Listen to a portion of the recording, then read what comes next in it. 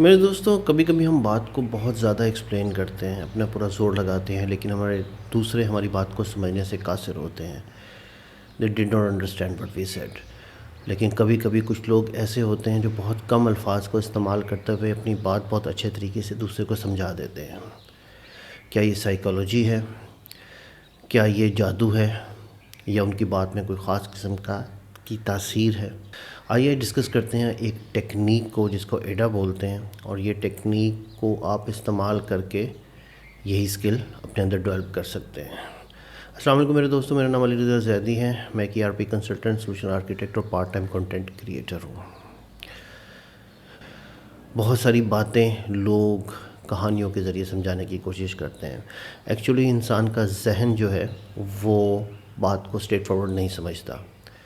अगर मैं आपसे कहूँ कि सुबह उठना कितना ज़रूरी है और आपको सुबह उठना चाहिए, तो शायद ये बात आपको समझ में ना आए। लेकिन अगर मैं सिंपल फ्रेमवर्क के थ्रू आपको ये बात समझाने की कोशिश करूँ तो शायद आपको बात समझ में आए।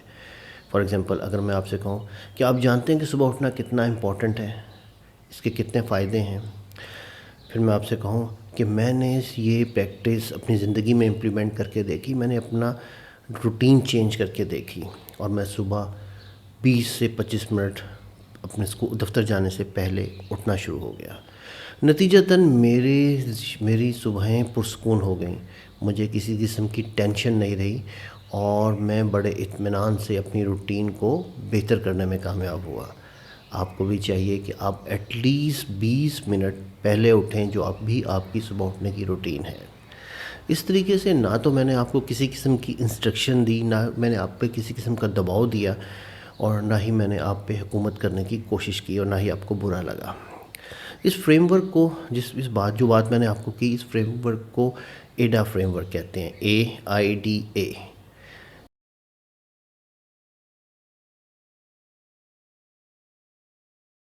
A for awareness. आपको कोई भी मकसद, कोई भी बात बयान करनी है, उसको अवेयरनेस के पॉइंट ऑफ व्यू से बताना है। जैसे आप उसको डिस्कस कर रहे हैं, उसको बता रहे हैं कि यार क्या हो सकता है। देन आप इंटरेस्ट, फिर आप उसमें उसका इंटरेस्ट क्रिएट करेंगे कि why what I am saying, why I am saying. और तब उसके बाद डिज़ायर कि क्या फ़ायदे हो सकते हैं, वाई वी नीड इट, आपकी डिज़ायर क्या है। देन आप उसको प्यार से एक्शन बताएंगे कि आपको ऐसा कर लेना चाहिए। रियल टाइम एग्जांपल देता हूँ कि मेरा एक कोलीग मेरे पास आया, वो बॉस उससे बहुत नाला था, और वो ख़ुद भी परेशान था। बॉस ने उसको बहुत सारी बातें बताई, टास्क बताए, लेकिन वो उनमें से आधे करने में कामयाब हुआ, आधे वो भूल गया। और जब वो अपना काम अपने बॉस के पास लेके गया, तो बैड बॉस उसने उसको झिड़क दिया। उसने कहा कि ये चीज़ें तो तुमने की नहीं, ये तुम क्या करके ले आए हो, आधा काम करके लेके आते हो। जब उसने अपनी ये प्रॉब्लम डिस्कस मेरे से किया, तो मुझे उसका सलूशन पता था। इंस्टेड कि मैं उसको कहता कि यार टू डू लिस्ट बनाओ, चेक लिस्ट बनाओ, और चेक लिस्ट के अंदर तुम सारी चीज़ें नोट कर लिया करो। मैंने उसको बड़े प्यार से एडा फ्रेमवर्क को यूज़ करते हुए उसको समझाया, क्या तुम्हें पता है कि टू डू लिस्ट बनाने में, चेक लिस्ट बनाने में क्या फ़ायदे हैं। जब से मैंने चेक लिस्ट बनाना शुरू की है, मेरी चीज़ें बेहतर होना शुरू हो गई हैं। मैं ज़्यादा अच्छे तरीके से काम कंप्लीट करने की पोजीशन में आया हूँ। मुझे अब कोई चीज़ भूलती नहीं। तो तुम्हें भी चाहिए कि तुम भी चेक लिस्ट बना लिया करो, इसके बहुत से फ़ायदे हैं। तो पहले स्टेप में मैंने उसको अवेयरनेस दी। क्या तुम्हें पता है कि चेक लिस्ट बनाने में, टू डू लिस्ट बनाने में क्या क्या फ़ायदे हैं, क्या बेहतर हो सकता है।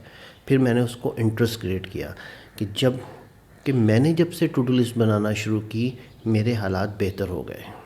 फिर मैंने उसको डिज़ायर दी, मुझे कोई चीज़ भूलती नहीं है, मेरे से कोई चीज़ मिस नहीं होती, मैं बेहतर तरीके से चीज़ों को डिलीवर करने में कामयाब हो जाता हूँ।